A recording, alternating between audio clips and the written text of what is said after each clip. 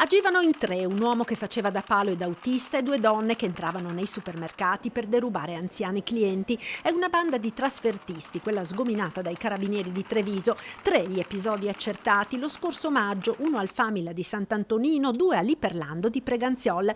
A Treviso le vittime sono un 79enne di Casiera, al quale le due donne hanno rubato il portafogli, prelevando poi con il bancomat 1.500 euro, ed un 88enne di Casale sul Sile, al quale, sempre dopo aver rubato il portafogli mentre faceva la spesa, la banda ha sottratto 500 euro prelevati con il bancomat.